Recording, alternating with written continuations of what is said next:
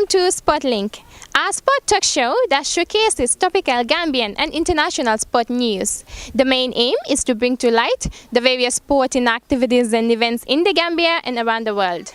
On the newscast, we will report on the Gambian football player completing his move to the Ghanaian Premier League. And of course, our very own Bakari Papagazama presenting his 2015 CAF Referee of the Year to the President of the Republic, Sheikh Professor Alhaji Dr. Yahya AJJ Jameh Babili Mansa. Stay tuned to our exclusive interview as we speak to Gambian WBC super middleweight boxing champion Badou Jack. He is currently in the country after a decade. Finally, on the Viewpoint, our panelists will talk about Real and Atletico Madrid's been banned by FIFA for 2 years for signing underage players. These and many more coming up. I am your presenter, Sirachor. I'm Badou Jack, the WBC super middleweight champion of the world. Keep watching SportsLink, originally from Gambia. Thank you very much for watching. I am Olimimbia and this is a new segment right here on SportsLink. Thank you for watching, and we begin with news that Ghana Premier League side FC Inter Allies have finally unveiled their Gambian striker Michael Toure, who has joined the club on loan from local side Real de Banjul. Toure signed for the Glow club at the end of last season on a season-long loan deal from local club Real de Banjul.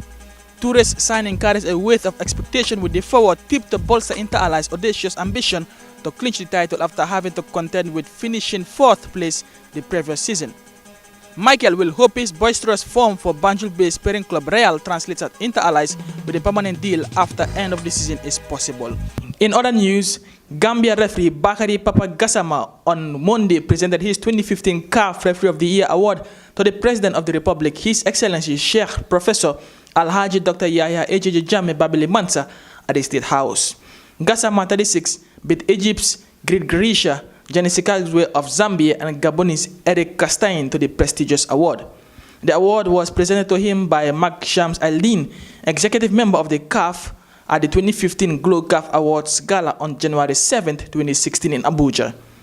Gassama is the first Gambian referee to officiate the opening and final of a Nations Cup tournament.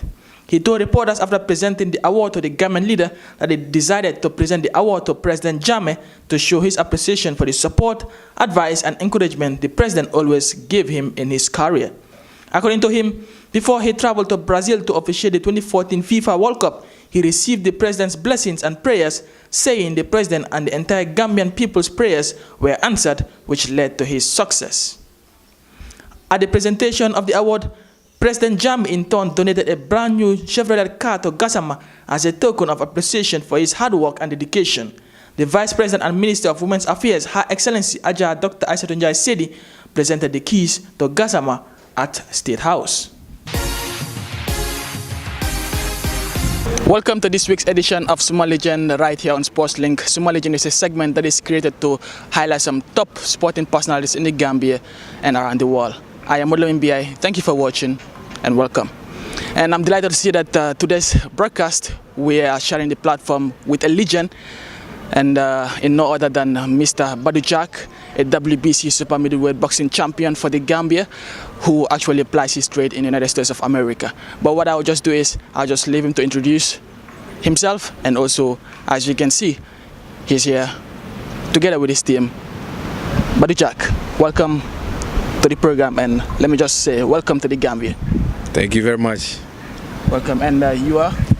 Pao Marcham. Mr. Pao Marcham, and next to me is? Malik Jack, 15. Malik Jack, and the other guy is Mr.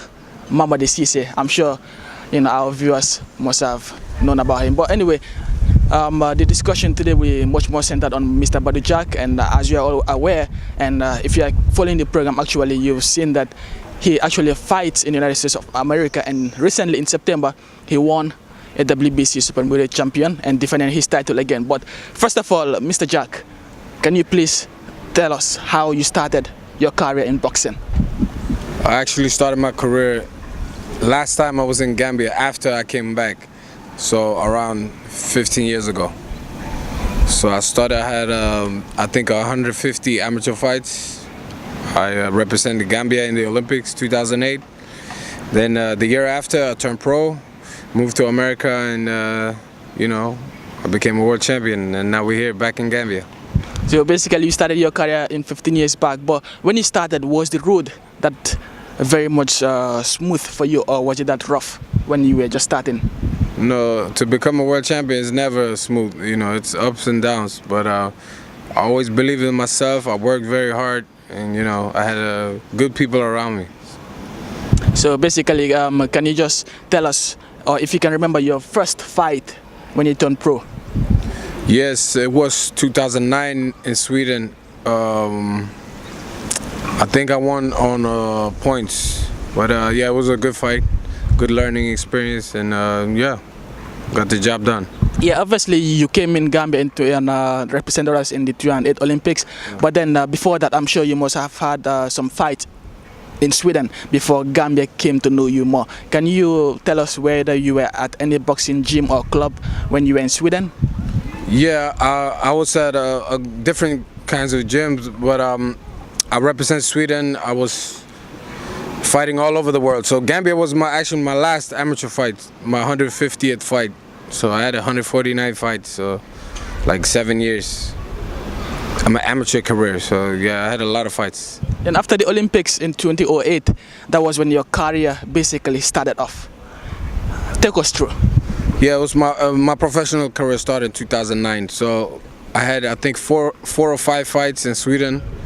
Then I moved to Miami for a couple of months, and I moved back, and then to Las Vegas, where I've been in 5 years from today. I was signed with a promoter at the time, so we started slow. We had, I think, 5 fights before I signed with Floyd Mayweather. So, you know, you gotta start slow and build your record. And you know, Floyd liked me. He saw me in the gym, and yeah, he wanted to sign me, and that's how everything started with him. So basically, everything started him seeing you, and he liked you, and boom, you got to sign your contract. Yeah, I did a sparring with Andre Dirrell, the guy that I beat for the title, Anthony Dirrell. That's his older brother. So I sparred with him. I did very good, and Floyd was like, "Yeah, this guy can be a world champion," and yeah, we became good friends, and that's why he signed me. And yeah, I'm sure a lot of our viewers will be like, "Oh, Badou is a very rich guy signed by Mayweather." But take us through that contract. Is it a contract that you sign with Mayweather for the rest of your career, or just a particular, like specific amount of years, or what? Yeah, I think it's a 3-year contract, but we're gonna extend it and you know, sign probably 3 more years, and we can continue if everything works out. But yeah, he's like a family member. He's like a big brother. So he helped me. He do anything that I ask for. So he gave me a world title shot. He just said, "Stay focused in the ring. I'll take care of the job outside the ring, getting the fights." You know.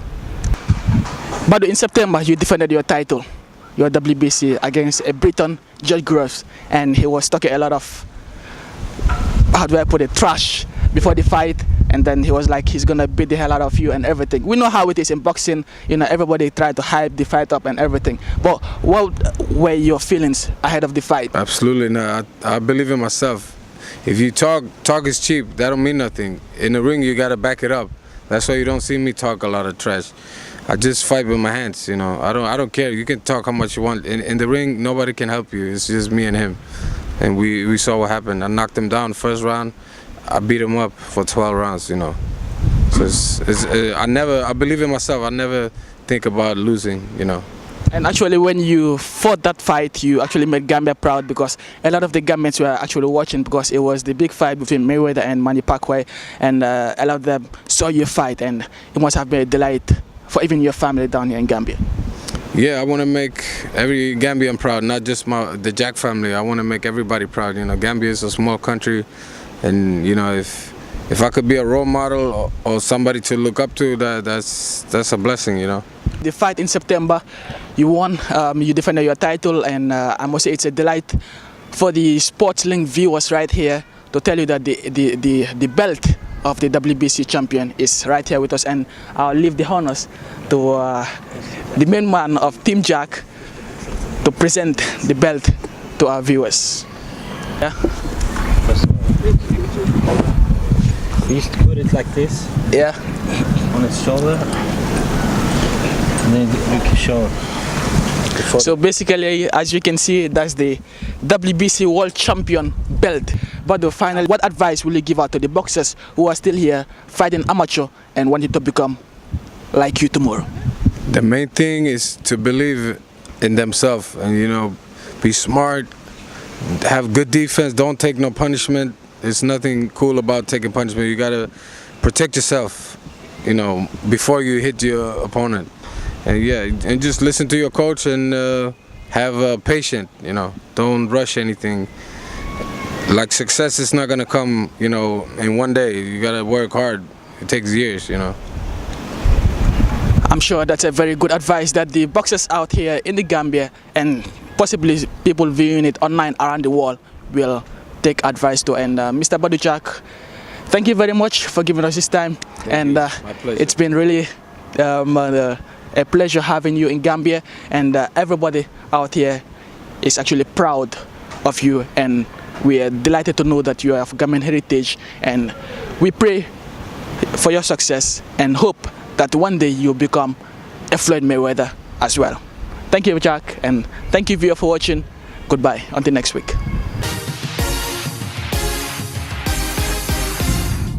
Thank you very much for watching, and welcome to another brand new edition of Viewpoint right here on Sportslink. Viewpoint is a segment that is created to discuss some topical sporting issues and highlights. And I am Modlem Mbia. Thank you for watching. And I'm delighted to say I'm sharing the platform with Mr. Rachor on my immediate left, and we have a guest as well in Mr. Sajo Sambu on my immediate right.